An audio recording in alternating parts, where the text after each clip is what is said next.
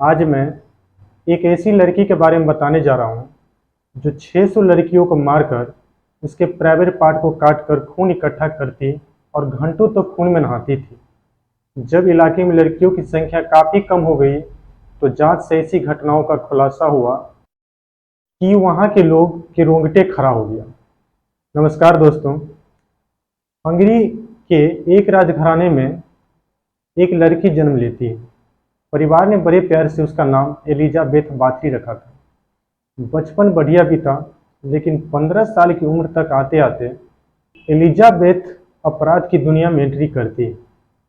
Entry ऐसे करती है कि सीरियल किलर महिला के तौर पर Guinness book of world record में बाथरी का नाम दर्ज है।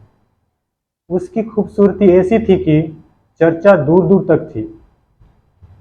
देखिए, हम सब कुछ समय के साथ साथ उम्र बढ़ता है और शरीर में परिवर्तन होता है। ऐसे ही एलिजाबेथ बाथरी को भी उम्र बढ़ने के साथ साथ शरीर में परिवर्तन होता था।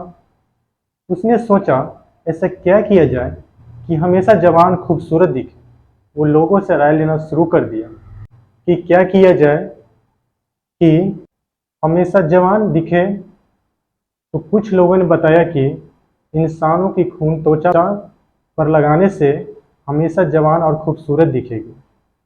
तब से वो क्राइम की दुनिया में आई। लोगों में दहशत का माहौल फैल गया। एक दिन एक लड़की एलिजाबेथ के बाल संवार रही थी। गलती से उसने बाल जोर से खींच दिए। इतना गुस्सा हो गई कि उसने लड़की को जोरदार थप्पड़ जड़ दिया। लड़की के कान के पास से खून निकलने लगा। उसकी खाल खींच ली उसकी खाल खींच ली गई। उसके हाथों में जवान लड़की का खून लग गया। उसने अपना हाथ नहीं धोया।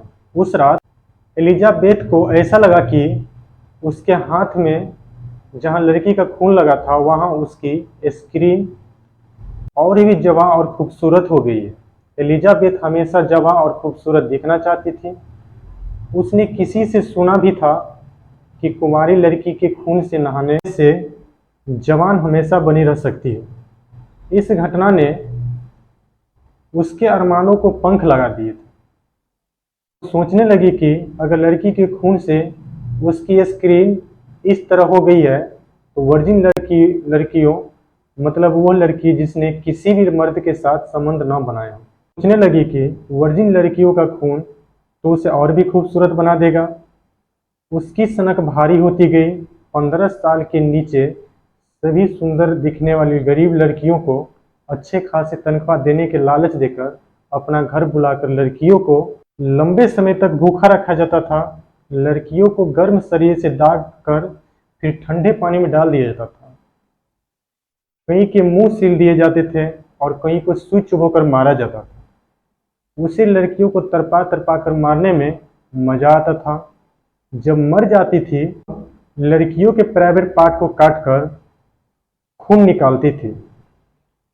जब खून निकलना बंद हो जाता था तो शरीर के सभी हिस्सों पर चाकू घोंपकर दांतों से चीर फाड़ कर खून निकालती थी। उसके बाद खून को बाथटब में इकट्ठा कर घंटों नहाया करती थी।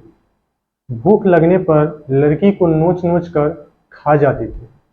उसका मानना था कि जवान लड़कियों का खून उसे हमेशा जवान रख सकता है। एक समय ऐसा आया जब गरीब घरों की लड़कियां उसके यहाँ काम करना बंद कर दी, तो उसने अमीर घरों की लड़कियों को निशाना बनाना शुरू किया। अच्छी आदतें सिखाने के नाम पर वो लड़कियों को बुलाती, लेकिन जो भी महल के अंदर गई वो कभी वापस नहीं लौटी। संदेहजनक स्थिति को देखते हुए 1610 में एक पादरी ने उसकी शिकायत की, जिसके बाद जांच शुरू हुई। जब जांच करने वाले अधिकारी एलिजाबेथ से सवाल जवाब करने उसके महल पहुंचे तो उसको वहां लड़कियों के कंकाल और सोने चांदी के ढेर सारे जेवर मिले। उसके हाथों मारे जाने से बची बहुत सी लड़कियां भी शामिल थी। महारानी के महल के आसपास बहुत सी लाशें बरामद हुई थी जो बुरी तरह से कटी हुई थी। कुछ लड़कियों को उसके कैद भी किया हुआ था जो महारानी की गिरफ्तारी के वक्त उसके महल में मिली थी। बाथरी की कहानी आज भी दिल को दहला देती है।